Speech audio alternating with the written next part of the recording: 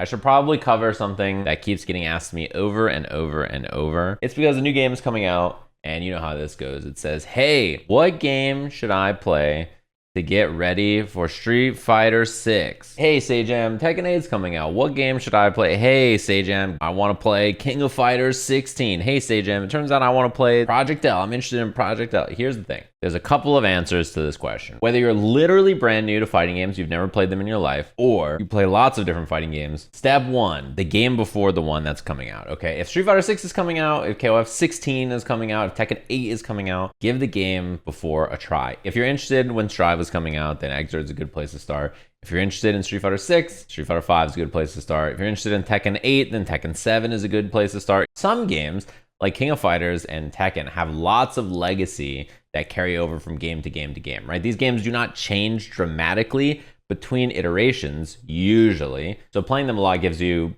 actually a really nice understanding of what you're gonna get into and what to expect in the next game.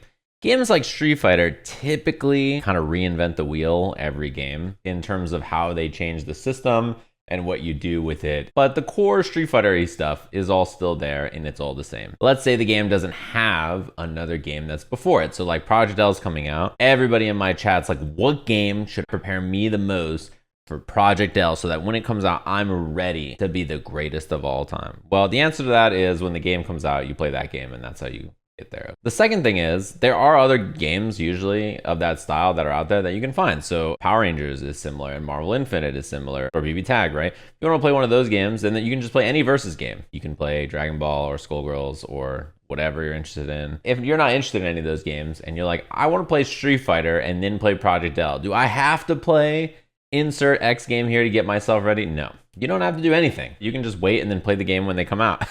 I would never recommend playing something you don't want to play. You should just play the game that looks cool to you. If you think KOF looks dope and you're like, I don't want to play Street Fighter 5, it looks stinky, I like Street Fighter 6, that's perfectly fine. Play King of Fighters until Street Fighter 6 comes out, then play Street Fighter 6 and you'll have a great time.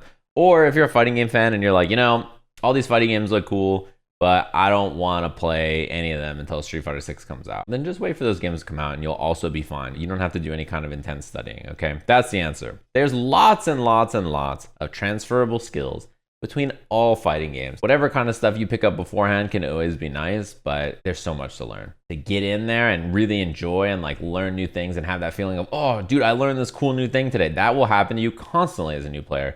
So I wouldn't worry. It's a very common, apparently, fear and question that people have about the new games coming out. You'll be fine. Just play the game before if you think that game looks cool. And if you don't think that game looks cool, play a different fighting game that looks cool to you. And if all of them look like butt, you're like, ooh, just wait for that game you like to come out and then play that. I don't know, dude. Play tic-tac-toe while you're waiting. I don't know. You can do whatever you want, man. I don't know. Listen. Picking up a character in 5 with no transferable skill. Who has no transferable skill set into the next fighting game? Is there a character? Every answer so far has been wrong. Gen and Fuerte. Do you know what Gen does? You all think Gen is this complex stance character that's like so difficult. Like, how do you play it? This guy Cien sits there and does crouching medium punch hands. That's it. He's actually the most boring, straightforward character of all time. That's the greatest trick the Singaporean devil ever pulled.